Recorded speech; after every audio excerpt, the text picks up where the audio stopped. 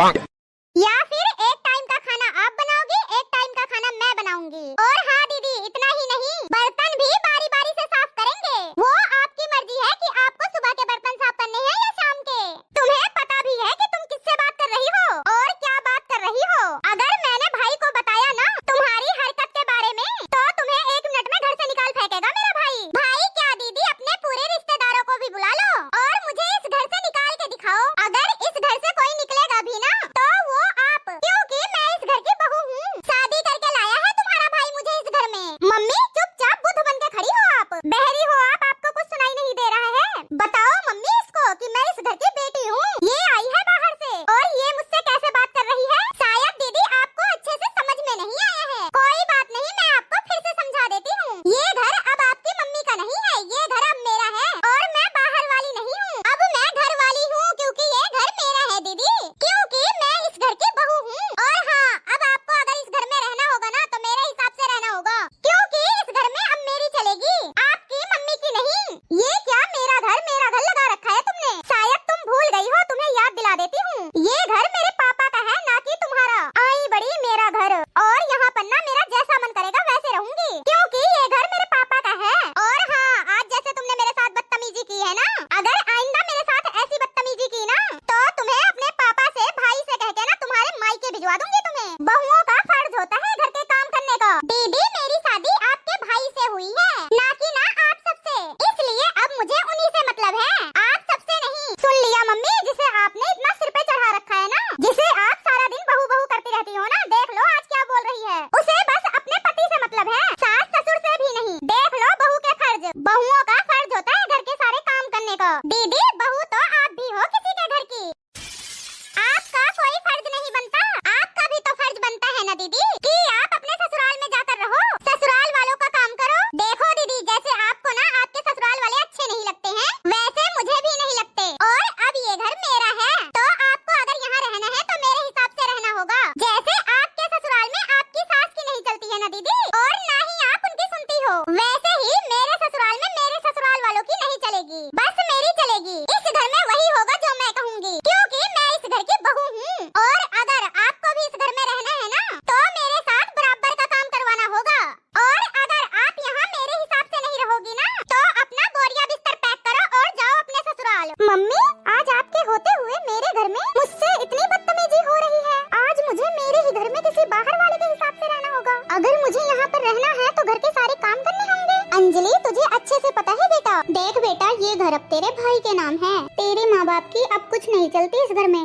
Mummy किसी के नाम होने से क्या होता है, ये घर आपने और पापा ने बहुत मेहनत से बनाया है मम्मी। अगर ये घर पापा ने भाई को दे भी दिया तो इससे क्या फर्क पड़ता है मम्मी, घर तो आपका ही है ना मम्मी। सुना दीदी आपने कि मम्मी जी ने क्या कहा, कि ये घर अब आपके भाई भाभी का है, उनका नहीं।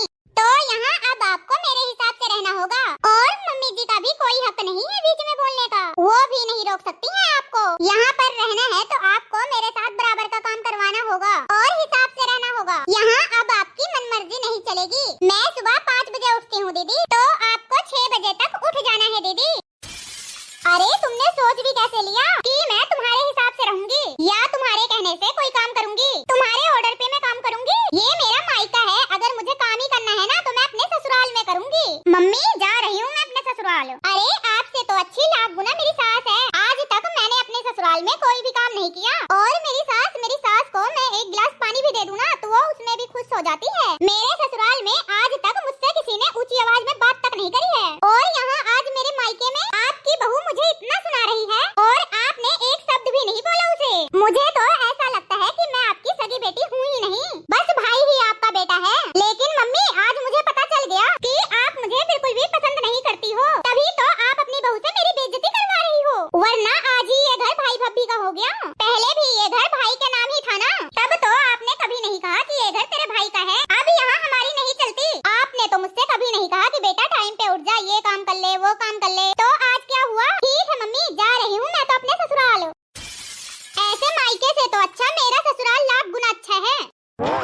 मेरे ससुराल में मम्मी बस काम की लड़ाई है कि मुझसे काम नहीं होता, और अगर मुझे यहाँ पर भी काम करना पड़ेगा तो क्या फायदा मायके में रहने का, और अगर मुझे काम ही करना है ना तो मैं अपने ससुराल में रहूंगी। अंजलि तूने बिल्कुल सही कहा बेटा, शादी के बाद ससुराल ही असली घर होता है। और अच्छा हुआ बेटा तेरी समझ में आ गया, मायके से तेरा गुजारा नहीं होगा। मायके में तू दिन रात भी काम करेगी ना बेटा, तो भी तुझे वो सम्मान नहीं मिलने का जो तुझे तेरे ससुराल में मिलेगा। बस मम्मी अब मुझे आपके ज्ञान की कोई जरूरत नहीं है, जा रही हूँ मैं अपने ससुराल। अंजलि मम्मी जी मुझे माफ कर दो, लेकिन मुझे दीदी के साथ ऐसा व्यवहार करना पड़ा। आप तो जानती हो ना मम्मी जी कि इसके अलावा कोई दूसरा रास्ता नहीं था। नहीं बहू तू क्यों माफी मांग रही है? आज तेरी वजह से ही तो मेरी बेटी अपने ससुराल गई है। उसे समझ में भी आ गया कि ससुराल ही उसका असली घर है। ये काम जो तूने आज किया है ना बहू, ये काम मुझे बहुत पहले कर लेना चाहिए था। मैं तो इसी टेंशन में रहती थी बस कि मेरी बेटी का घर कब बसेगा, वो ससुराल कब जाएगी, कैसे जाएगी। लेकिन बहू आज तूने मेरी टेंशन खत्म कर दी।